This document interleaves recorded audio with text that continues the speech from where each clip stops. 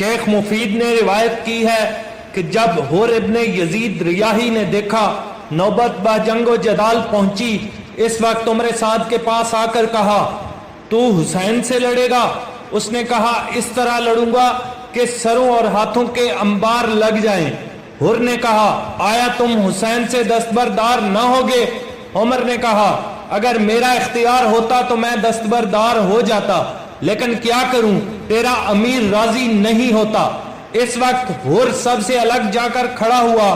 ایک شخص قوم حر سے کرہ ابن قیس اس کے پاس کھڑا تھا۔ حر نے کہا اے کرہ، تو نے اپنے گھوڑے کو پانی پلایا ہے؟ اس نے کہا نہیں۔ حر نے کہا کیوں نہیں؟ کرہ نے کہا قسم بخدا میں نے گمان کیا حر چاہتا ہے لشکر سے جدا ہو اور مارکہ قتال میں شریک نہ ہو اور میرے سامنے فرار کرنا نہیں چاہتا۔ جب یہ گمان مجھے ہوا میں نے کہا ابھی گھوڑے کو پانی نہیں پلایا، اسی وقت جا کر پانی پلاؤں گا۔ حر اپنی جگہ سے ہٹ کر دوسری جگہ جا کھڑا ہوا۔ کرہ کہتا ہے میں نے گمان کیا حر بھی اپنے گھوڑے کو پانی پلانے جاتا ہے۔ قسم بخدا اگر میں جانتا خدمت امام حسین میں جاتا ہے میں بھی اس کی رفاقت میں چلا جاتا۔ ناگہا میں نے دیکھا کہ حر لشکر حسین کی طرف بڑھنے لگا۔ اس وقت مہاجر ابن اوس قریب حر گیا، کہا تیرا کیا ارادہ ہے؟ حسین سے لڑنے جاتا ہے؟ حر نے کچھ جواب نہ دیا اور اس کا بدن کانپنے لگا۔ مہاجر نے کہا اے حر، یہ حالت جو تجھے اس وقت عارض ہے، قسم بخدا میں نے ایسی حالت تیری پہلے کبھی نہیں دیکھی۔ میں تو تجھے اہل کوفہ میں سب سے زیادہ شجاع جانتا تھا، یہ کیا حالت ہے جو مشاہدہ کرتا ہوں؟ حر نے کہا جیسا تو نے گمان کیا ایسا نہیں ہے۔ قسم خدا کی میں اپنے نفس کو بہشت و جہنم کے درمیان معلق پاتا ہوں، لیکن قسم بخدا میں بہشت پر کسی چیز کو اختیار نہیں کروں گا، اگرچہ مجھے ٹکڑے ٹکڑے کر کے جلا دے۔ اس وقت حر نے مردانہ وار گھوڑے کو ایڑ لگائی۔ تھوڑی دیر میں گھوڑا اڑتا ہوا امام کے سامنے پہنچ گیا اور عرض کیا ابن رسول اللہ، میں آپ پر فدا ہوں، میں نے مراجعت سے آپ کو منع کیا اور اس مقام پر لے آیا۔ قسم بخدا میں نہ جانتا تھا کہ یہ روح سیاہ آپ سے اس طرح پیش آئیں گے، واللہ ہرگز اس امر کا مرتکب نہ ہوتا۔ اب میں اپنے افعال بد سے توبہ کرتا ہوں، آیا توبہ میری مقبول ہے؟ حضرت نے فرمایا اگر تو توبہ کرے تو حق تعالی قبول کرے گا۔ اس کے بعد فرمایا اے حر، گھوڑے سے اتر کر آرام کر۔ حر نے عرض کیا ابن رسول اللہ، آپ کی نصرت میں گھوڑے پر سوار ہونا پیادہ ہونے سے بہتر ہے۔ پہلے سوار ہو کر ان کافروں سے لڑتا ہوں، جب اشکیاب میرے گھوڑے کو پے کر دیں گے اس وقت پیادہ ان سے لڑوں گا یہاں تک کہ مارا جاؤں۔ حضرت نے فرمایا اے حر، خدا تجھ پر رحمت کرے، جو تیرا جی چاہے کر۔ جب حر نے اجازت پائی لشکر مخالف کے سامنے آ کر پکارا اے اہل کوفہ، تمہاری مائیں تمہارے ماتم میں گرفتار ہوں، تم نے اس پیشوا اور بزرگوار کو جھوٹے وعدے دے کر بلایا اور اقرار نصرت و اعانت کیا۔ اب جس وقت وہ یہاں تشریف لایا تم نے اس پر تلوار کھینچی، اس کا ساتھ چھوڑ دیا اور ہر طرف سے اس کو گھیر لیا اور جانے کی راہیں بند کر دیں۔